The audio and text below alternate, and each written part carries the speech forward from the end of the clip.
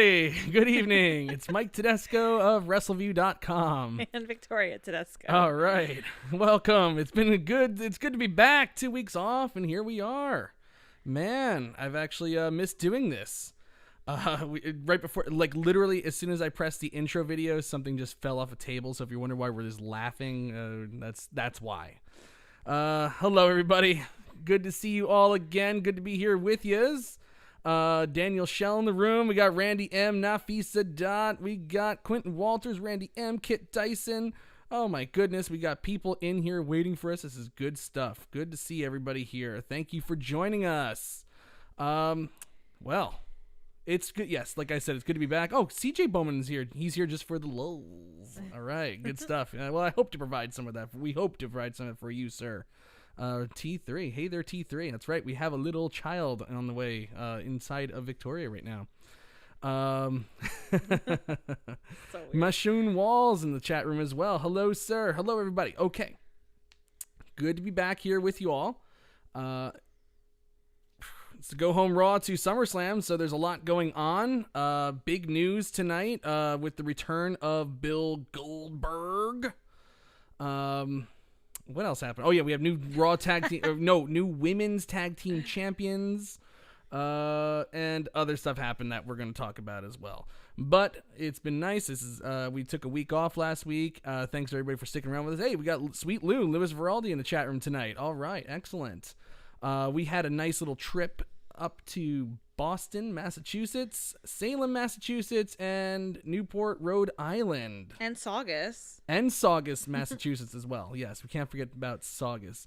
But so we're well rested and we are ready to go. We're raring to go for. I'm not well rested. Well, yeah, you'll never be well rested for the rest of your life because you decided to get pregnant.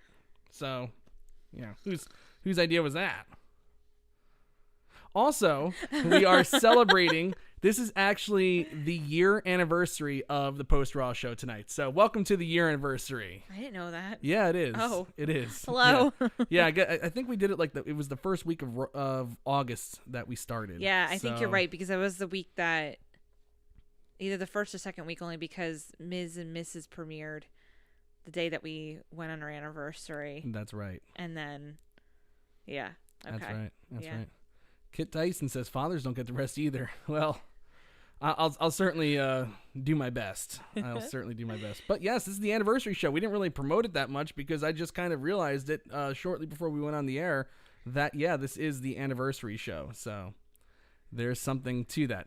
Okay, well, we have a Raw to talk about. This Raw came from the dreaded Pittsburgh, Pennsylvania. The much dreaded. We know how much everybody loves going over to Pittsburgh. Listen, it's not anything against the town itself. I like Pittsburgh. But the crowd was just absolutely terrible. Oh, yeah.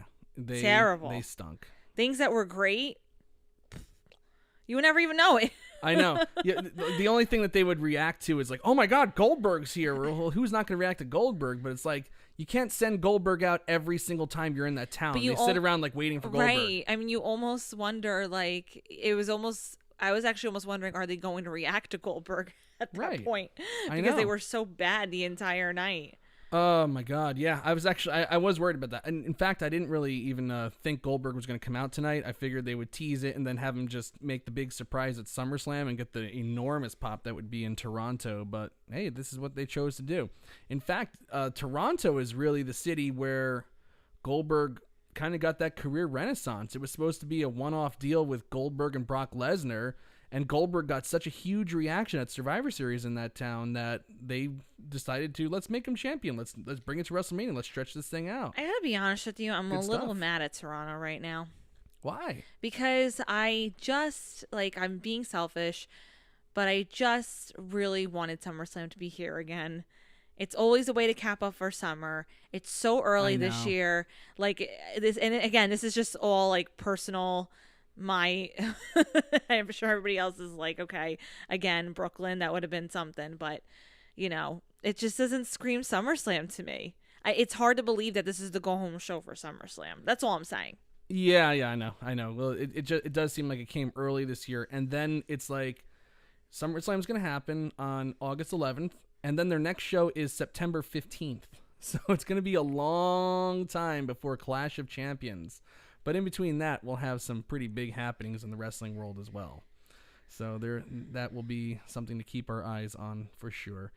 It does kind of stink not going to SummerSlam, but hey, you know what? We went to WrestleMania this year, so can't be too greedy. I know. I guess. I am being, and again, I'm just being greedy, and this is my own personal opinion. Absolutely. It's just sad. That's all. Absolutely. Well, let's take a look at what Twitter thought of Raw tonight. I have a feeling, I suspect that because of the Goldberg thing, people are going to be excited about this show. And yeah, 80% thumbs up. 80%. I'm not shocked. I'm not shocked at all. That's a massive thumbs up for a Monday Night Raw that rarely ever gets thumbs up. So that's pretty good. Okay, well, what do you say we just jump into this thing? And Let's jump. Okay, so first thing we start off the show with, kind of depressing a little bit, is the graphic. The entire WWE roster standing on the stage, and on the Titantron just says, "We stand with you, Dayton, Ohio, El Paso, Texas."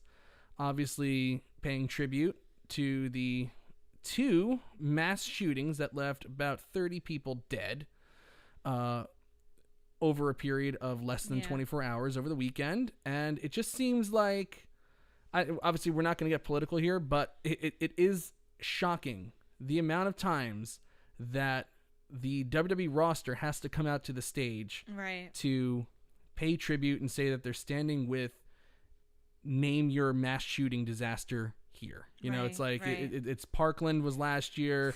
This year, the year before that, it was the Miami Club. It's like these things are becoming a regular part of Raw, and that's not good.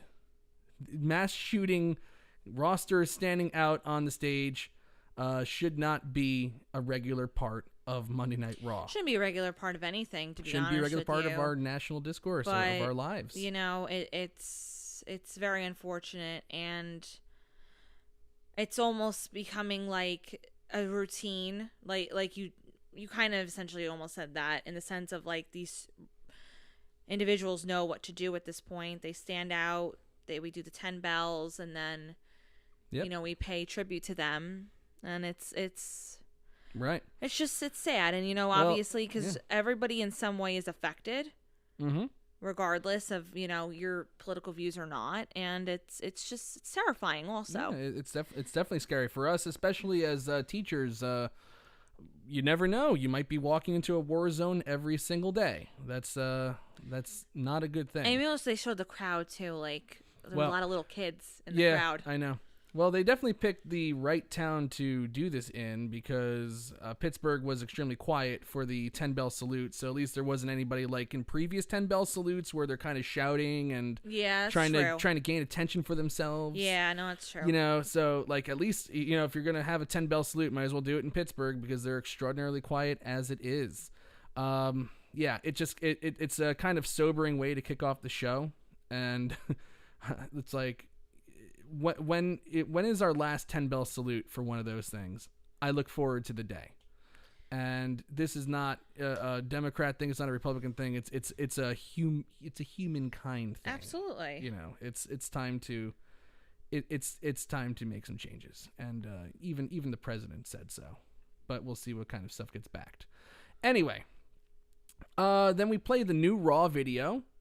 And this is the stuff I like. So we're really, really seeing Paul Heyman's fingerprints all over these shows now. So the transition should be just about complete.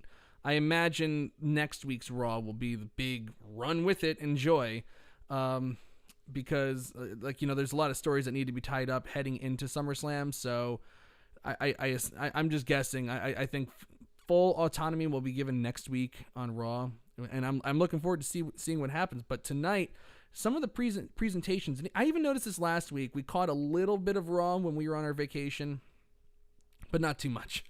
Let's not get the we didn't sit around watching Raw. We did an escape room actually, and we escaped, just the two of us too, by the way, just the two of us, and we came back just in time to see basically the last like half hour of Raw. Would you say? Yeah, I would say that. Yeah, but I did like the presentation of the show. I remember a lot of the stuff just screamed Paul Heyman, like Becky Lynch attacking Natalya, during the warm up of Raw and stuff like that, before the crowd was even in the building. That reminded me a lot of the Undertaker Nathan Jones thing that they did in 2003, where Nathan Jones kind of wiped out all these rookies. It's just a Paul Heyman. These are like different ways to build up a thing, because like we kind of fell into this, way of, this is just the only way we know how to do things now, where it's just like in the ring, promo, backstage, incident. But there's a lot of different ways to present that. And we haven't seen things like this in a few years, which made it feel like a much fresher presentation. So that was very fresh last week. And then we got tonight, where we do the Raw graphic, and then we go right into the arena. Samoa Joe is standing on the commentary table, and he's just holding up the show. And normally they would have somebody come out to the ring and do the big entrance, and no, it just starts off. Samoa Joe's already there after the video ends, and he's screaming he wants an apology. He had nothing to do at all with the attack on Roman Reigns, and blah, blah, blah, blah. It was, I just really liked that way of kicking off the show. Absolutely. I mean, it's fresh. It's not new, but it's because we haven't seen that in a really, really long time. It's perceived as new for sure. And it's just something to grab your attention. He's immediately there, and I liked it. Right. Yep. That's the best way to put it. And it sets it up for later on the show. Yes. It's just like, we're not going to do a big thing right now, but later on tonight, I'm holding up this show until I get my apology. Stay tuned. Yes. So that was a good way to kick off the show. And then they went right to the big tag match that they promoted a couple hours before Raw started, which was Charlotte Flair and Becky Lynch teaming up against WWE Hall of Famer Trish Stratus and Natalya. I knew right when Trish Stratus came out and didn't really get much of a reaction that, yeah, this is going to be, we're in Pittsburgh tonight. We're definitely in Pittsburgh. And then the match happened. And I have to say, the majority of the match was Natalya and Charlotte Flair, who have had great matches in the past. The NXT TakeOver, one of the original TakeOver shows, in particular stands out in my mind, where they just had an absolute classic, women's match. One of the first that actually was like, wow, this is really like, they could do something here with these people. They could definitely do something with these people. And tonight, it was majority Natalya and Charlotte Flair. In fact, Trish Stratus never even tagged in. She never got involved in the match. And Natalya and Charlotte fumbled and bumbled through spot after spot. It was ugly at times. Natalya was trying to do too many cutesy things, and she was botching it. And this is the problem with like these two have great chemistry, and they seemed worlds apart, because now Natalya is getting her opportunity, and this is the problem with Natalya. When she gets her opportunity, every single time she gets a spotlight put on her, she starts going, well, I'm going to show the world that I'm the best technical wrestler in, a women's wrestler in WWE, and I'm going to do all these fancy moves. Unfortunately, you're going to do all these fancy moves to people that aren't used to doing all these fancy moves, or are so inexperienced that they would be a terrible base for you to do these things. And she tried to do one too many things here that Natalya is not used to doing, and Charlotte Flair is probably not used to doing either. Not good. It was just clunky, and I hope that when the submission match comes on Sunday, especially being in Toronto in Canada, the Hearts in Canada, that's it. They could basically be the prime minister over there. I hope she figures it out and doesn't try to do too much, because she'll ruin it. Here was the interesting thing about this whole match, and then they had a segment afterwards. It's like when she kind of improves in one area and then she faults in another. Normally her matches are pretty good, and because she is good in the ring overall. Like she has obviously a bad match here and there depending upon who she's matched up with and whatnot, but overall she's good in the ring, and then her promos usually like suck. Her promo was like her segment afterwards, where when Becky spoke, and then when Natalya spoke, was actually pretty. It was okay. It was simple. She wasn't really over exaggerating what she was saying like she normally does. She's normally like, you're a bitch, and like does like the extreme like head nodding and like everything else. But with this tonight, she kept it pretty. It was pretty collected, like it was very, but it was also strong.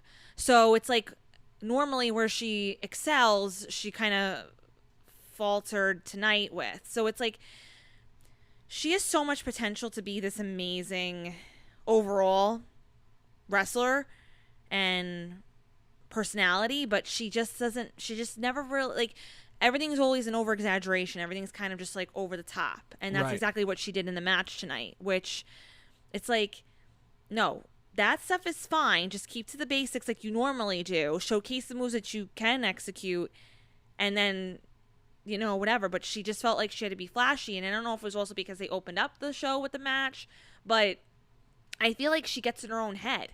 Right. I agree. I think she just wants to show off and just she wants to have the match that Uncle Brett had and Uncle Owen had and Daddy Jim had. You know, it's like she wants to have these knockdown, drag-out brawls where you do a whole bunch of moves and everybody oohs and ahs and this and that, but that's not her. It's just no, it's just not it her. isn't. It never was. I think she's too clunky in the ring at certain times. You know, I think that Natalya is one of those ones that kind of gets built up, you know, by sheer legacy. The legacy, that's it. Yeah, she has the last name. That's it. I'd be very interested to see how she does at SummerSlam. Very, very interested. I hope tonight was a learning lesson because she has 6 days to figure it out. I mean, I don't, and I'm going to be honest with you. I hope I'm wrong. I don't think she's going to. I think it will be a situation where she's gonna do even more. I think in her mind, she probably thought, I didn't do enough tonight. Right. I agree with you. That's the scary part. We're in total agreement there. I do agree. So we'll see. We shall see. But that match was just, simply put, a disaster. It just was a disaster. After the match, I thought it was decent. Where Natalya, the finish too was a little wonky. Yeah, it was, you know, the not breaking the 5 count on the sharpshooter. Yeah. But I did like Natalya kind of showing some aggression when Trish Stratus pulled her off. Me too. And then she shoved Trish. Me too. See, like, these are all like things that, you know, while we were driving up to Massachusetts, the 4-hour drive to Massachusetts, we were listening to some something to wrestle with, something to wrestle with. Bruce Pritchard, motherfucker, and I just love that Jim Cornette impression. And they were talking. I forget what pay-per-view we were listening to them talk about, but he mentioned something about Paul Heyman and how Paul Heyman is just the master at doing a lot with not much. And, you know, kind of like you said, with that promo that Natalya cut earlier, where she didn't do too much, she said just enough to get the match over, and that was it. And even just shoving Trish and just kind of giving her a little bit of an edge, that feels like Paul Heyman, you know, doing a lot with not much. Because Natalya can't act, she can't cut promos. We know this about her. This is not a surprise. So, you know, overall good, but the tag match was very, very bad. Yeah. Very, very bad. Yeah. So, moving on. Let's talk about the next thing. What the hell happened? Oh, yes. Rey Mysterio versus Andrade. Wow. Man. Okay. That's how you know that this was a long show. I almost forgot about this match, but now just immediately thinking about it, I'm thinking about how awesome this freaking match was. And it was so awesome that they even brought the sleepy Pittsburgh crowd to their feet at certain times. Rey Mysterio and Andrade had a great series of matches earlier this year on SmackDown. I was so jealous that Roy never got to cover all that stuff. And he ranted and raved about it. I got to rant and rave about this. This was really, really, really good stuff. And damn, like, They woke the crowd up. I can't believe this isn't a SummerSlam match, but I actually have to imagine if this was a SummerSlam match, number one, they'd be placed in a bad spot on the card and they wouldn't get this much time. And number two, I don't think it'd be as good as if it was on a regular TV show. I feel like it wouldn't have been appreciated, Exactly, because it would have just been like you're kind of not into the other matches necessarily, but you're just so focused on the other storylines going on. It's kind of be a lost match. So I'm very happy with what they did. Oh, yeah. As far as tonight, I mean, wow. That was a great match. They had a flipping good match. Oh, really, my Really gosh. good. I mean, I couldn't even believe how... And it was built really well, too. You know, Yes. like the story was that Andrade ripped Mysterio's mask off last week, and Mysterio was looking for revenge. You know, you disrespected me. This is our culture. You know, and then they even mentioned that Andrade used to. And this is like, I was like, wait. I was like, hold on a second. Commentary is telling a story here? Whoa, what? And not just any story, relevant information. Right. Like, what world am I living in? Corey Graves and Renee Young aren't torpedoing each segment by going back and forth with each other. They're telling a damn story. Michael Cole mentioned that Andrade used to wrestle under a mask when he was wrestling in Mexico, so he should know about the culture. I was like, this is good stuff. This is really good stuff. And they had just an absolutely phenomenal match. Absolutely phenomenal. I loved every second of it. And, you know, they going after doing this mask thing, you know, where Andrade again ripped at the mask of Mysterio. I wonder if, and we saw a very, very bloody hair versus mask match at Triple Mania. Dr. Wagner. Oof, gross. I saw some clips of that. I'm wondering if maybe they'll do a hair versus mask thing here almost. But I gotta say, Andrade has great hair. I'd hate to see him lose it. And Mysterio sells a lot of merchandise with that mask, so I don't think he should lose the mask either. So that'd be a tough sell. But God, I would actually like to see either of those things. And we're just watching some GIFs of this great match here. Really, really great stuff. Just an absolute barn burner. And look at this. You got to look at this elbow here. Oh my God, he lit him up with that elbow. That was nice. And Mysterio was definitely busted open over his left eye. So this was a hard hitting match. Really, really good stuff. Even threw in the old Canadian Destroyer, aka Panama Sunrise, aka just a flipping pile driver. Just one great thing after the other. Man, if you haven't seen it, go out of your way to see it. Yeah. Go out of your way to see it. And Zelina Vega was just involved just a little bit, just enough. Yep. Not a whole lot, because somebody like Andrade doesn't need a whole lot of help. So just little, interferences here and there, but not too much. Right, exactly. And, it's just kind of like, I watched this, and I'm like, what are they doing? That was the thing going through my head while I was watching this match. Because when Rey Mysterio came back after fighting back and doing rehab and getting, blood plasma treatments in his shoulder and fighting back from a separated shoulder and coming back within a month. And the very first thing they do is have Bobby Lashley destroy him. Bobby Lashley, who was speared through a stage the week before, destroy Rey Mysterio. My mind, I'm watching this match, I'm like, who cares if Rey Mysterio is over 40? Seriously, who cares? The guy can obviously go. What are you doing with this guy? And then I was watching Andrade, and I'm like, the guy doesn't speak great English, but you have Zelina Vega there for that. Are they really not using him because he doesn't speak perfect English? I'm like, what are they doing with these two? You got a real diamond in the rough in Andrade. And you have Rey Mysterio, one of the best to ever do it with the luchador mask. Man. Obviously they had a great match on Raw, but it doesn't ever really, there's no follow through with these two, and I would love to see some follow through here. Maybe there will be, and if they're smart, which hopefully, because Paul Heyman's involved, that he'll see that this is a great matchup and they should be riding this as much as they can. Right. Well, Rey Mysterio owes his entire career in WWE basically to Paul Heyman, because Paul Heyman was running SmackDown when Rey Mysterio first came in, and Mysterio is part of that, that group of SmackDown superstars that Paul Heyman made the focus of the show. So hopefully Paul Heyman and really that kept the Latina demographic up for SmackDown for years while Mysterio was on that show for years. So I'm hoping that this doesn't stop then. Me too. We shall see. Especially moving to Fox, you would think that you want to have some strong Latin stars on there. So that's the thing. Good match. Go out of your way to watch it. Okay. Here comes the goofy part of the show that I really liked, and yeah, there are people that criticize me for tweeting that I really enjoy these 24/7 segments. Ugh, and I've even admitted on the air, which is rare, that I was completely wrong about the 24/7 championship. I wasn't wrong about how they use championships and make them devalued, but I was wrong in thinking that this wouldn't add anything to the show and it would be quickly forgotten.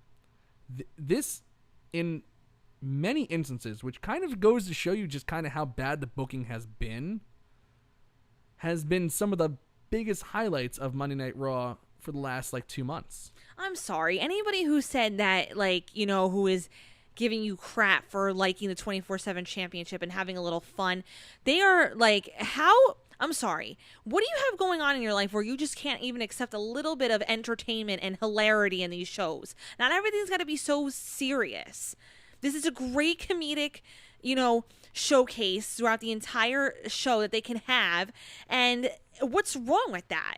There's nothing wrong with having a little bit of fun and throwing comedy in there. I'm sorry. I don't see anything wrong with that at all. It's entertaining. And you know what? It draws to a wide range of people. It's funny. And if you're going to give somebody crap for liking something that's funny, shame on you. I mean, seriously. I mean, come on now. Oh my, Mike, how dare you have a differing opinion from somebody else? That's what I can't, no, I'm just going to say this one thing. I can't stand, I don't mind if somebody has a different opinion than me. I really don't. There have been plenty of people who I talk to even in for Wrestleview and outside of Wrestleview and whoever. If you have a different opinion than me, fine. Who cares? Your opinion, my opinion, great. We can have a nice discussion about it. For people who are like, oh my God, Mike, you're so stupid for liking whatever. That's just, to me, I can't stand that. So just because you have a different opinion doesn't mean whatever. Doesn't mean anything to me. I mean, we're married and we have different opinions constantly. That's really what marriage is all about. It's like living together under one roof with all those different opinions. So again, shame on you. My wife has spoken. That's the real pregnant champ right there. That's the pregnant champ. Anyway, we got to talk about the other pregnant champ, Maria Kanellis, at the OBGYN. I love it. This was a lot of fun. Obviously, you can tell it's not a real OBGYN's office. It's so clearly just a backstage area when they just put up hey, you're in an OBGYN office. Okay. All right. I guess I am. And she's berating Mike Kanellis in the lobby, and then they go in for the appointment. She's got her feet in stirrups, and she's like, just make sure you protect my title. And he goes, okay, honey. And he gives her a hug while she's laying down. And the doctor slaps him on the back. 1, 2, 3. It's Jessica Carr, the female referee, the lady referee from NXT. She's disguised as the OBGYN. Mike Kanellis runs away. He's the new 24/7 champion. Goes out into the lobby. There's R-Truth dressed as a woman. And then Carmella's as a man. Carmella's dressed as the guy. R-Truth, his water breaks. He gives birth, throws the baby at Mike Kanellis. Kanellis catches it, and then R-Truth rolls him up. I mean, come on. And that's how they changed the title. So Mike and I actually have an appointment tomorrow with the OBGYN. I wonder if this will happen. If we'll find Maria Kanellis, R-Truth, Carmella, Mike Kanellis. Oh, God. What do you think? I sincerely hope so. That would make these appointments much, much more exciting. You know what I loved about this too? That they were making Mike Kanellis, they clearly have a daughter, Freddie Moon, and she's adorable. And that they're making Mike out to be completely clueless. You could come in with me with the room, Mike. I know. But this is just fun for me. Yeah, Mike is acting like I'm acting with our first child. It's what do I do? This was fun. This was I'm not. Listen, I'm not. I actually am happy with it. I like this aspect of the whole Maria Kanellis and Mike Kanellis storyline. This is a good little way to get everything in. And I said about 2 weeks ago about the pregnancy aspect of it. That's cool to me. But this is just fun. This was this is something that I can get a little reprieve and Right. get excited about. It's really just good stuff. I know. And again, something so simple as R-Truth was just the woman and Carmella was the man. Right. That's funny. That's Yeah. really funny. It was good stuff. James Lazarenza in the chat room killing it right now. Where's Snitsky with the fake baby when you need him? It wasn't my fault. Oh my God, that's awesome. Quentin Walters asking if I took notes. Daniel Shell wants me to bring a ref into the doctor's office tomorrow. All great suggestions, everyone. These are all great suggestions. I gotta say. Oh my God, what a great callback though to Snitsky. It wasn't my fault. Oh my God. So that was just fun. You know, I get it. It's not everybody's cup of tea, the 24/7 stuff. I didn't like it when I first saw it. It grew on me in a big way. Drake Maverick and R-Truth really just created this title. This is their title. This is their shared title. It was just fun. Really, really good stuff. Okay. Our next thing, and we're going to talk about the storytelling tonight for some of the big SummerSlam matches. We'll talk a little bit about that because I do have some qualms with how they've been telling some of these stories for SummerSlam. Okay. And one of them is right here with Brock Lesnar appearing before the crowd. Lesnar last week viciously beat down Seth Rollins. Absolutely annihilated him. Left him coughing up blood. Coughing up blood and guts, which is exactly what Vince McMahon said on the conference call about 2 weeks ago that they weren't going to be doing while their competitor, they're the sleeve. Oh, not 2 weeks. What am I talking about? It's a week ago. Everything just blends in my mind. But yes, these are lowly competitors are going for the blood and guts thing, and then they immediately have Seth Rollins doing blood and guts, which was hilarious. Shade, Mr. McMahon. Oh, it was good stuff. It was funny. That's like Vince just like thumbing his nose. So Rollins was just trashed, just absolutely annihilated. And then we have Lesnar out in the ring tonight. He's looking good. He's feeling confident. They have Paul Heyman out there. Paul Heyman's asking some, these are not rhetorical questions. Wasn't Seth Rollins supposed to be the Beast Slayer? Wasn't he supposed to be the Conqueror's Conqueror? Wasn't Seth Rollins supposed to be the one man who had Brock Lesnar's number? Wasn't he supposed to be the architect with the arson to burn down Suplex City? Isn't he supposed to be the big hero of the new generation of the WWE Universe? Isn't he supposed to be Seth freaking Rollins? And then he shows footage of the attack. Lesnar is seen laughing. And then Seth Rollins comes out limping, looking like he hasn't moved in a week, even though we know, if you check out Wrestleview, that Seth Rollins has been at all 3 house shows, facing Baron Corbin in street fights all 3 nights. So it's like, how injured could he be? I'm just kidding. That house shows mean nothing, in the WWE canon. They're just kind of just there. He comes out looking like he hasn't moved in a week. He's limping. He's hobbling down to the ring. And the crowd just immediately goes quiet because Lesnar kicks him down and just destroys him. Chair to the ribs, chair to the back. He's going, when are you going to learn? You can hear it. He doesn't even have to shout. They don't have to use ring mics. The crowd's just dead. Gives him an F5. That's the only thing they pop for because, hey, it's a finisher. That's really cool. And that's it. Lesnar leaves. And the last thing, like if you turned off the show right after that, that's the last image you saw.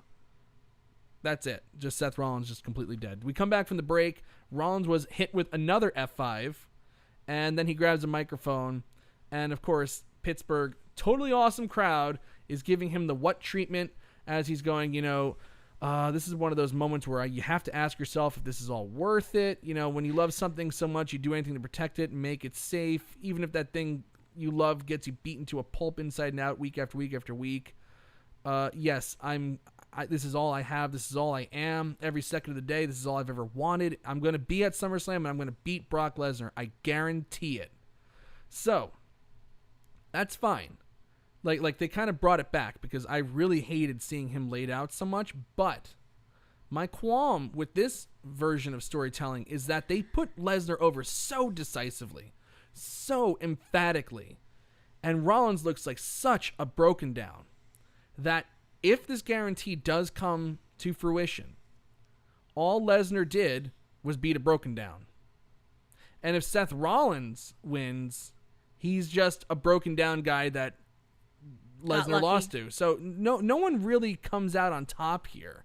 It's like almost like he's so beaten down, and he was selling so much that it's going to be almost unbelievable if he were to beat Brock Lesnar on Sunday.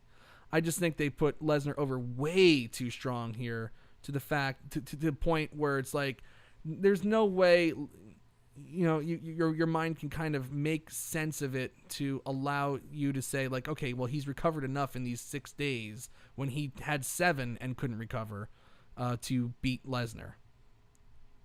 Yeah. I can't say I disagree with you at all on that. It's sometimes I tend to think that you overanalyze things just being in the position that you are in. But I can't say I disagree with you, that you gotta, like, when it comes to something like this, it makes it pretty obvious that, what chances Seth Rollins really have. And like with someone like Brock Lesnar, yeah, you want to show his strength, you want to show his competitive side, but it's like you have to have somebody who's worthy to compete with him. So to kind of put Seth Rollins in that position, it's like, hey, Yeah, it's like I'll be very, very interested to see if this winds up being the main event of SummerSlam, because it's in Pittsburgh, so you can't really use that as a barometer to say like, oh, how people are going to react. But I thought, just watching, I was like, he's like they did actually too much here to put Lesnar over. Yeah. And in fact, they did so much to put Lesnar over that I almost do believe he's going to lose on Sunday. But Rollins is so weakened by all these attacks that it's going to be a tough sell. Yeah. In my opinion. No, and of course I could be wrong. The crowd could just go nuts on it, and just love it. But that's just how I feel about it. Yeah, I mean, I can't say I disagree, honestly. Yeah. Kit Dyson's asking maybe some kind of screw job ending. Maybe. That would kind of salvage it, I guess, right? I'd like to see that. Unless James thinks that maybe they could do Natty versus Becky as the main event of SummerSlam. That's not actually... That's not a bad idea. That's not a bad idea at all, considering, first of all, we're in Natalia's home country. Right. The women main evented WrestleMania. Yeah. And, Becky Lynch is the man. Right. So, I can see that. Actually, yeah, that's actually not a bad idea. And that'd be kind of a good way to sell the match, too. Right. Yeah. We shall see. Oh my God, could you imagine Natalya in the main event though? Holy crap! Wow. Her dream come true. Yeah. Okay. Literally. I know. But what I'm saying is she's gonna try to do too much in the main event. It's like, I'm posing for anyone who's listening. Look, this is my Natalya face. Mm-hmm. Her face, I don't know, her smile is just like really weird. And I remember on the Total Divas episode, like when they were originally doing Total Divas and trying to make it like, actually like reality, and it kind of had some undertones of reality with her working with Jim Neidhart in the ring, and he was telling her to smile, and I was like, stop telling her that, Jim. You're going to torpedo your daughter's career, and she stuck with it. I was like, oh God, poor Jim. All right, moving on. That's just one aspect of stories that I want to talk about tonight. The Viking Raiders killed 2 guys. I really like that. I love the Viking Raiders killing people. It's A+. Fun stuff. Harley Race tribute. Very classy. Great job by WWE here. The video was fantastic. The showcasing of the tweets of the wrestling world talking about the passing of Harley Race was great. And Pittsburgh even gave him a nice Harley chant. So that was good. Kurt Angle was sent out immediately afterwards. Hometown guy. He's going to be the guest referee for Cedric Alexander and Drew McIntyre. So when we last left you, Cedric Alexander was that mystery guy, the janitor at that one Raw before Extreme Rules. And he had a good showing and then lost. And then the next week, he rolled up Drew McIntyre, got the slip on a banana peel win, and then Drew McIntyre murdered him. this is not doing them either of them any favors. It's like, and tonight again, Drew McIntyre annihilates Cedric Alexander. Are we running with this guy or are we not running with this guy? What are we doing here? And basically, the match never started. Drew McIntyre killed him, and then Cedric Alexander came back and DDT'd him on the floor. So that's that. And then the lights flicker, and this I absolutely loved. The lights flicker, and when they come back on, The Fiend, Bray Wyatt is in the ring, and he's applying the mandible claw to Kurt Angle. This was, I love this. I love them going with The Fiend using the mandible claw. Absolutely love it. And I said that on Twitter, and somebody said, and somebody actually came up with a good point. They said, it'd be really cool if he did the mandible claw when he was The Fiend and Sister Abigail when he was just Bray Wyatt. Ooh. But I'd be curious to see if they ever really truly use Bray Wyatt, or if The Fiend is always the go-to. Right. If it's gonna be if it's gonna be like a similar situation with like Finn Balor, the demon comes out only when necessary. Right. Or if it's just gonna be Bray Wyatt, The Fiend.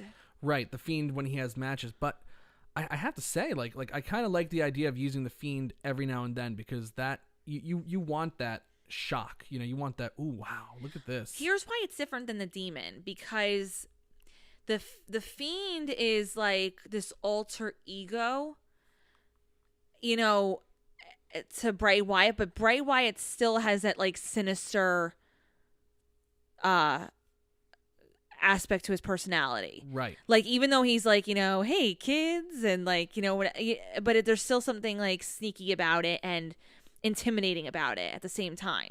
Right. That's a great point. So that's why it works, having the Fiend as an alter ego and using it to your advantage only when necessary. Right. With Finn Balor and the Demon, it's not that. It's totally opposite. Right. Yeah. Finn Balor's the guy sitting in the kid's playhouse, and then he becomes the demon, and you're supposed to be like, oh my God, it's the demon. Finn Balor, put makeup on. It's no, Bray Wyatt is a psychopath when he's playing Psycho Mr. Rogers. Right, exactly. And then he puts the Fiend, he starts doing the Fiend thing. It's the two personalities, they exist together. Yeah. And then they separate, and these things happen. Exactly. Yeah, that's a great point. That's a really, really great point. But yeah, everything that they've been doing with the Fiend, totally awesome. I love the mandible claw thing. Absolutely love it. And I thought that was such a great move. Okay. We get the New Day versus the OC, Gallows and Anderson. I love Luke Gallows went back to wearing the makeup, the face really paint cool. that he would wear Very cool. for the wars in Japan. They even mentioned that, on the commentary. Immediately, the match ends in disqualification after AJ Styles gets involved. Ricochet runs down. Obviously, we got to do the 6-man tag. So I noticed that they are doing wrestling during commercials now. Yes. But only for certain matches. Then other matches are still getting that same treatment where it's okay, now we're going to put the match on pause while they're... So I wonder if it's a compromise. Okay, we'll do some matches where we'll have wrestling during the break, and then some matches we're going to put a halt on it. I that's absolutely what this felt like. think it's definitely a compromise between Vince and Paul. Right. We're not going to have commercials in every single match. Yeah. But we'll do them for some. And I can live with the compromise. I can actually live with that. Yeah, so can I, because the other way around when it was just all no wrestling during the breaks, it just got to the point of absolutely being obnoxious. Yes. And now it's something that kind of, this compromise, I can work with this. I can live absolutely. With this. 6-man tag, New Day and Ricochet versus the OC. I thought it was a good match. You could literally hear a pin drop in the arena. Terrible. It was this was trash. And I mean crowd, not match. The crowd. And I was watching this and I was like, God, golly gee, I'm sorry, I love Mr. V. And I just want that out there. This has nothing to do with Mr. V. He's a proud Pittsburgh native. But even he said on Twitter that he tapped out on going to shows in this arena because it was just they suck. This is the go-home show to SummerSlam. They're giving you a ton of stuff on this show tonight. A ton of stuff. And this crowd was totally dead for it. I'm sorry. And I remember they had Extreme Rules there last year, and the crowd was not good for that show. And in fact, during Extreme Rules, if you remember the half hour Iron Man match with Rollins and Ziggler, they were too busy reenacting the Royal Rumble buzzer for every minute of the match. So this is just not a town, like this used to be a hot wrestling town. This is just a town of just people that are just going to sit on their hands, and if they're not sitting on their hands, they're trying to start lighthearted CM Punk chants and stuff like that. I watched this show, and particularly this match, because this was not a bad match at all. And I said to myself, you know, if I'm WWE and I'm in the booking department, Pittsburgh's on my house show circuit, they're not getting another TV show, another pay-per-view for a long time. And I just want to say this real quick. I think the CM Punk chants are so unnecessary, and that seems to be like for this particular town. And again, I'm trying to insult anybody from the town in the town itself, but it just happens to be this wrestling crowd. But I think that's their only go-to like chant. Like when they are going to actually say something, it's CM Punk. It's like, really? Come on. And I don't think they're giving certain matches a chance at all. Like this match, I'm sorry, it was really good. I thought it was really, really good. And I just can't see why like you can't get some sort of reaction. Like there was like no sell from anybody at all. Yeah. Like there were maybe like 5 people that I can look in the crowd that were actually like into the show. Right. Yeah. This was just not like I feel like if we went to the show, we'd be so out of place. Like we'd be like, yeah, and then everybody looking at us like, hey, sit down, shut up, you two, shut up, you're too loud in this arena. Don't you have any decency? Don't clap. We don't do that here. Don't clap. I was listening to the paint dry. Damn it. It was just, I was like, ugh. First of all, they don't have those accents. Like, no, they definitely don't. I don't know why we're doing those accents, but I that's don't know. Just whatever. Yeah, I don't know. But again, this was really good, and certain individuals in the match to me stuck out, like Big E. You know, I like to see him consistently wrestling again in this facet where, oh yeah, you know, whatever. And it's like, come on.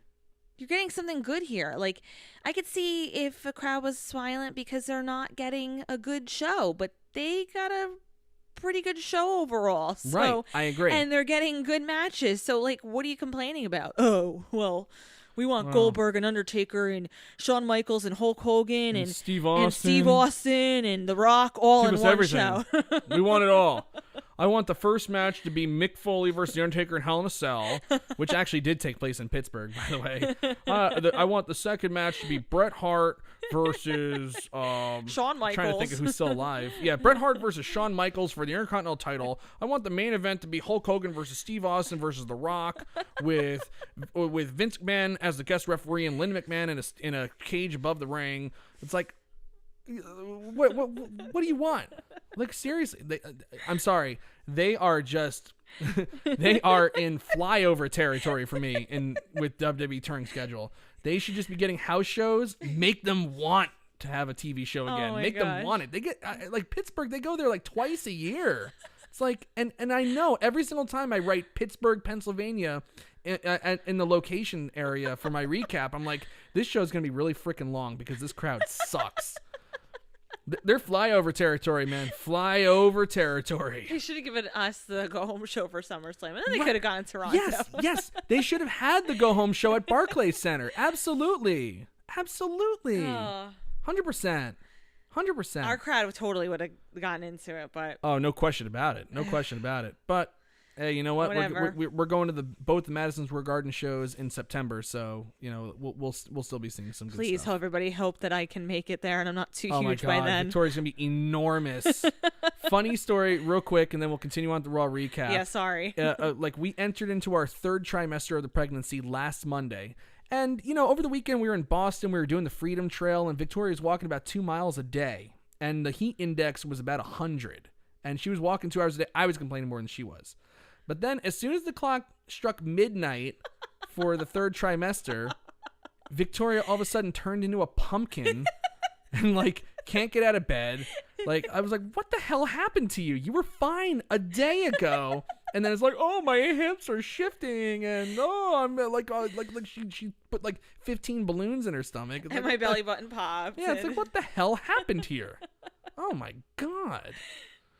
Crazy. Anyway. All right, so we have Samoa Joe out in the ring. He's shutting down the show, and he didn't really need any help shutting down the show because the crowd did that. He's sitting in the ring, and he even said the reason you're sitting on your hands is because Roman Reigns is too much of a coward to come out here. It was a good try at least. It was a good try to insult them into making some noise. It was like, Jesus Christ, like this town stinks. Oh my God. And then he gets like after like 5 minutes of dying. A stagehand finally says, "Oh, Roman Reigns shows up. He's coming. He's in the parking lot now." And I'm like, "Well, wait a minute. It's past 10 o'clock. What the hell is Roman Reigns doing showing up to Raw with less than an hour to go? Like, how rude. Like that's so unprofessional. Like can I when school starts in September, can I come in just for periods 6, 7, and 8 and then just skip the rest? I mean, you could, am I allowed but to do that? I would personally advise you not to. Yeah, that's a bad idea. I wouldn't have my job for very long. Anyway. Oh my God. So Samoa Joe goes backstage, kind of confronts Roman Reigns as Roman's driving up. And then we get this great shot of an overhead camera, almost like they're setting something up. And then while Roman is standing there, jaw-jacking with Joe, he dives back in the car, and a car, like some kind of sedan, hits his car. And then it drives off. It was a pretty cool thing. Roman Reigns got in that car quickly, and if that driver's door snapped back a little bit and his legs weren't totally in the car, he could have, there could have been some danger there. But this was a well done little segment here, kind of continuing that thing because they had the forklift knock some equipment over on Reigns last week on SmackDown. But my problem here is this. Okay. It's been, the big rumor out there is that it's Daniel Bryan behind all this stuff. That's why he hasn't made his announcement. He's the one doing all this stuff. We didn't see the driver tonight. I suspect we'll either see the driver tomorrow or at SummerSlam, and it'll be Roman Reigns versus Daniel Bryan. I'm sorry. It's good stuff.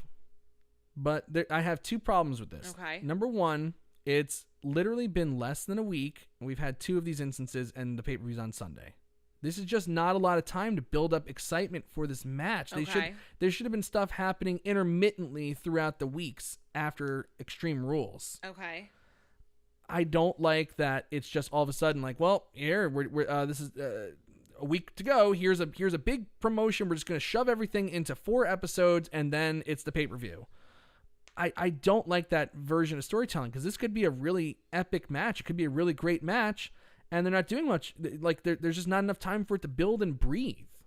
And number 2, and I feel the same way about Trish Stratus and Charlotte Flair. It's like Trish came back last week and now she's wrestling at SummerSlam. Like there wasn't even any time to really build up this tension that Charlotte feels disrespected and wants to prove that she's the legend among legends and stuff like that. They did that for a week. Trish Stratus randomly came out in the King's Court the next week and said, well, I got kids, so I got to go. It's like, well, what were you doing there? Why did you fly out to Memphis and leave your kids unattended? Like, what the hell's going on here? And then Charlotte challenged her to the match. Then now she's wrestling on Raw, and she didn't actually wrestle on Raw, but here she is, and now this pay-per-view's on Sunday. Like this, Trish Stratus versus Charlotte Flair is like the women's equivalent. I'm probably being a little superfluous here, a little too much, excitement behind this, but it's like the women's version of The Rock versus Hulk Hogan. Okay, that's who Trish Stratus is. She's Hulk, Charlotte's The Rock, and a 2-week build for this? Are you kidding me? Like that's crazy. Yeah. And then number 2, like I get it. Like they are basically, I always think about Beyond the Mat, that movie Beyond the Mat, where Vince McMahon's sitting in the boardroom and everybody's seen the clip before. When he's drinking the water bottle, he takes a big sip and he goes, "We make movies." Like, yeah, like this entire thing feels like a movie where like something spontaneous that happens. There's cameras behind the equipment. There's cameras above. Everything shooting these spontaneous random acts of violence against Roman Reigns. It's almost too polished that it takes me out of the story. I have an issue with that too. So the stories are too short and they're too polished. So it's like you can't even really believe that there's like really any heat there because it's like this just feels like so sterile. Yeah. I mean, listen, like I have to agree with you on the whole rushing component as well. Like, this is something in theory that's really, really cool and should be taken seriously and considered very, very special and monumental amongst both individuals, all individuals rather, for their careers and everything. But there's that element that's taken away because of the amount of time that the build is happening, for sure. As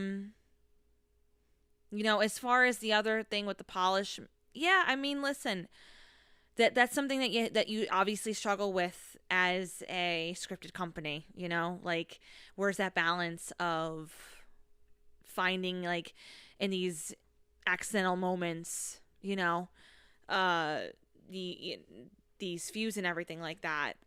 I don't really know what the solution is as far as that component of it, but the one thing I will say is like, this feels like they have, this is like definitely components of Paul Heyman, but it's like they should have just kind of waited that out, though. Like, these are maybe, I don't know, this is maybe something they could have done later on to build up for your fall when the peak of wrestling goes down a lot because of football or something like that. Or because, they are starting Fox and everything else. Yeah. So maybe you should have saved that and even though SummerSlam is coming up, it's a big show for the year, you probably should have thought about doing something else that could be, you can still build in a short amount of time, but it's not as monumental as these matches technically should be. Yeah. Yeah, that's about it. James Lacerenza says maybe they should try planning storylines more in advance than from week to week. So, yeah, there's a lot of issues here. So that's how I feel about the storylines. It's just like, yeah, like, I'm excited for these matches, but I feel like they did a great disservice to these angles by not really giving them time to breathe and build. It's like, I'm excited to see Daniel Bryan versus Roman Reigns, but I'd be more excited if, like, there was more build for it. It's just kind of like a match that's happening. It's kind of like a Raw segment that just kind of got stretched out for like a few days. I do. I agree with you 100%. It's like, these are supposed to be monumental matches. I mean, there's certain segments and build that you can do in a couple weeks and it works and it's still good. And I know it's SummerSlam, so they want to make it as strong as possible. I get it. Right. But at this token, though, this could have been something saved for maybe your fall, so that way you get people watching the shows. Well, SmackDown's coming to Fox in the fall, so they got to do some other things to, get people excited. So we'll see. We shall see. After the commercial break, they showed footage of Samoa Joe, really, really concerned for Roman Reigns. He was trying, which I liked. He was trying to help him. So that got me thinking. I was like, wow, well, how about this? Like, Joe was kind of like, he's not happy with Reigns, but they have a common heritage, with the Samoan culture. So he was he's like, just stay down, like, let's get some help here. Please help him. I think, like, this is like a subtle way to kind of turn Joe into like that kind of tweener face guy. Okay. And I'm thinking, like, if they want to start rebuilding the tag division, especially because I think the Revival are on their way out. I don't know that. I'm just speculating. I think the Revival are on their way out. They want to, if you want to rebuild the tag division and have something for Roman Reigns to do on SmackDown if he's not going for the title, I think Samoa Joe and Roman Reigns as unwilling tag team partners, in a sense, kind of like makes sense for the tag division. Interesting. This could be the start of that. Okay. Daniel Bryan and Rowan versus Roman Reigns and Samoa Joe. Okay. That I could totally get behind that. I can get behind that for sure. I would love to see that. Interesting. Yeah. Very interesting. All right. We have come to Daniel Schell's favorite portion of Raw tonight. By far, I am positive about this.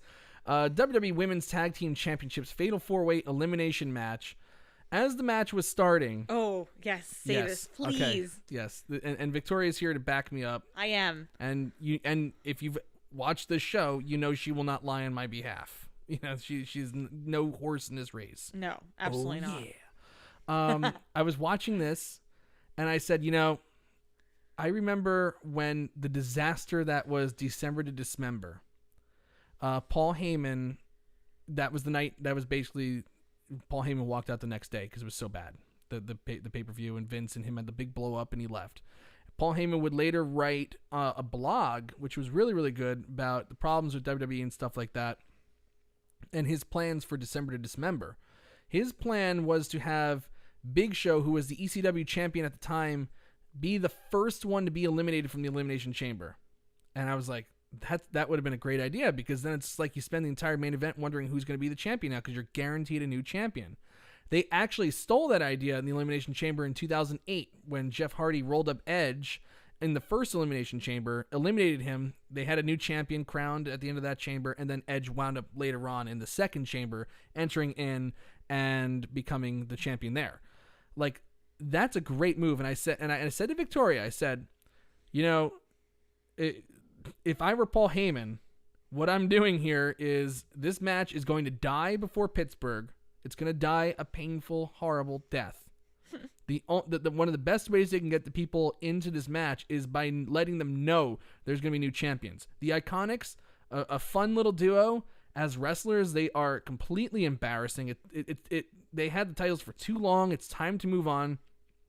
And I said, maybe have the Iconics eliminated first. And that's what happened. The Iconics were eliminated first in this match by Mandy Rose and Sonya Deville. And so we were guaranteed new champions. And guess what? The crowd started buzzing. Now, is so that happy. Not what happened? I was so happy. You said that right beforehand. That whole story that you just told to everybody right now. Gave a little background information. And you said that would be amazing if they did this. And you said, being that Paul Heyman's in control now, I think they're going to go this route. And lo and behold, it happened. And I was like, oh. Yeah. I was like, you predicted it. Oh my gosh. Oh yeah. So Iconics were out. Then Mandy Rose and Sonya Deville were the next ones out. And then finally, that leaves us with wait, hold on. Yeah. It was the Kabuki Warriors. I was trying to think of their tag team name. It's such a strange little name. It's like, oh, they're Japanese. Kabuki. Oh, we got it. The Kabuki Warriors and Alexa Bliss and Nikki Cross. And everybody was kind of pegging the Kabuki Warriors to be the next champions. In fact, they made a big stink about it on SmackDown. They had to win this match in Tokyo in order for them to face the Iconics. And then that match never really materialized, or had a really, they never really had a good match for it. And it was a surprise among all surprises. Alexa Bliss and Nikki Cross are your new women's tag team champions. So Daniel Schell, I could almost hear the celebration from Ohio of Daniel Schell going crazy for this. His buddy Alexa Bliss and Nikki Cross are the new women's tag team champions. Good move. That got a big. It definitely got a nice little pop from the crowd when they eventually won. They saw new champions, so that was something good. So hopefully, now that Alexa Bliss and Nikki Cross are the champions, they're kind of decent wrestlers. Hopefully they'll be able to kind of inject a little life into this struggling, unnecessary. This is that unnecessary championship added in WWE. The unnecessary women's tag team division when they barely have enough for a singles division. So we'll see what happens. I really think that they should just throw the titles in the trash next week on Raw and be done with these stupid things. But hey, whatever. How do you feel about, though, Alexa and Nikki holding it? Well, they'll be better champions than the Iconics. And like I said, they could definitely at least wrestle, so they could help build the titles that way. Because the Iconics holding the titles, it was a fun thing for a little bit. It got old real quick that they can't wrestle at all, and they spent like 2 months straight of beating them on television every week too. So I think this is good too, because Alexa's really, really strong on the mic. Yes. So I find that that's going to be helpful for at least some chance of helping these titles. Oh yeah. So I'm okay with that, because initially I wasn't really too sure. I thought it was going to be my God, I can't even pronounce. Kabuki? Yeah, I thought it was going to be them. I did. Kabooks, yeah. No, yeah, like I did, only because they've been building it for so long that I thought that was going to be the initial thought. But right. I think, though, in this particular case, that it just makes sense to have Alexa and Nikki Cross. Yeah. And strike while the iron's hot, because, there's a lot of buzz about their friendship, Yep. amongst on the show. So Yeah. We'll see if this leads to the breakup of Nikki Cross and Alexa Bliss eventually. It probably will. But yeah, good move. Good move. Take the titles off the Iconics. Anything is an improvement. All right, our final segment of the night is Miz TV with Dolph Ziggler and Shawn Michaels. It's going to be a contract signing supposedly for the Miz and Dolph Ziggler with Shawn Michaels there. But basically what happens is, Ziggler insults Miz and Shawn Michaels. He says he's the best thing that ever happened to wrestling since Shawn Michaels lost his smile and Miz lost his balls. He wishes him luck at beating him at SummerSlam, but when he beats the Miz at SummerSlam, he'll finally get the respect he deserves as a living, breathing legend. And I'm like, how exactly is beating the Miz going to make you a legend? Like, seriously. Like, come on. Anyway, Miz says, he's really excited and he cannot wait to get his hands on Ziggler next Monday on Raw. And Ziggler's like, what? He goes, oh, you didn't read the fine print. Well, I am a young man and I have many future SummerSlam moments in me. The man you'll be facing at SummerSlam may not have many more. And I was like, oh, is Bill Goldberg dying? but apparently this is it. And then Ziggler realizes, okay, I'm facing legend. So he goes face to face with Shawn Michaels, which honestly, that's the match they should do. But he goes, well, Dolph, it's not me. And then a Goldberg chant fires up. Goldberg comes out, enormous pop, loud Goldberg chants. Ziggler gets out of the ring. Goldberg looks at him and he says, Dolph Ziggler, guess what, son? You're next. And then Ziggler flips out, and then Shawn Michaels delivers sweet chin music on the stage. Listen, I'm gonna use a double negative here, which I hate doing, but Uh-oh. I'm not happy about Goldberg, but there's many things I'm not happy about with this. So I really think it should have been Shawn Michaels, and the reason why, and I know you'll have not a rebut, but kind of another argument to, for what I'm going to say. But I think it should have been Shawn Michaels simply for the fact that Ziggler's been compared to for years to Shawn Michaels. He has been. And maybe not a large fan base, but there has been a good fan base that has been wanting to see that eventually. I'm not saying on the mic. They're not comparable on the mic by any means. Shawn Michaels outshines him and blows him away on that 100%. No question about it. He is a million times a superstar and wrestler that Ziggler is. But as far as the in-ring component, they have a very similar style. Ziggler has said time and time again in interviews and just in general how he would love to have a match against him and that he compares himself to him. He looked up to him like a good majority of his life in his career. So that is the match that I want to see. And the reason why, too, because Shawn Michaels had the Saudi Arabia match. Like, that was his big comeback match. And it's like, it was embarrassing. And I would rather have seen it, because I didn't watch the Saudi Arabia show, but I would rather have watched him. And I was pretty pissed that he got involved with it, but I guess whatever, money's money.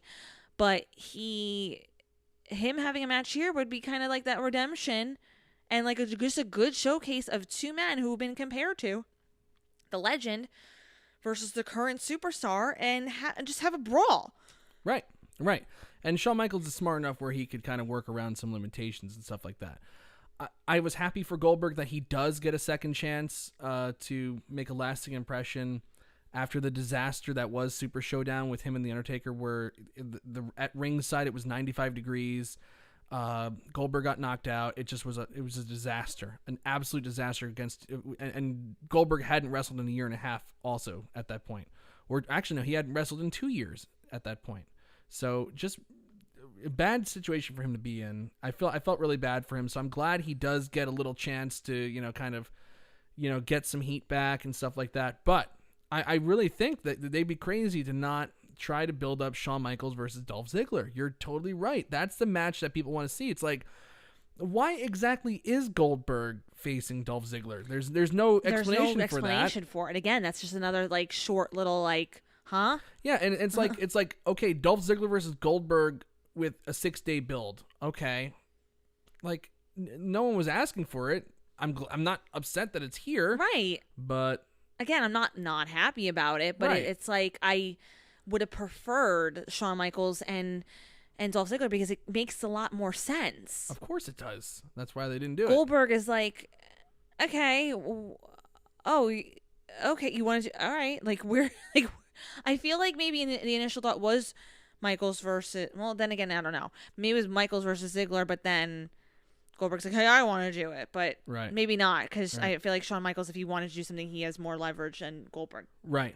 Well, But who knows? And for me, selfishly, where is Miz involved in all this now? Because he just kind of was like, oh yeah, it's not gonna be me. I'm giving my match away. Like, why would you give him a match at SummerSlam?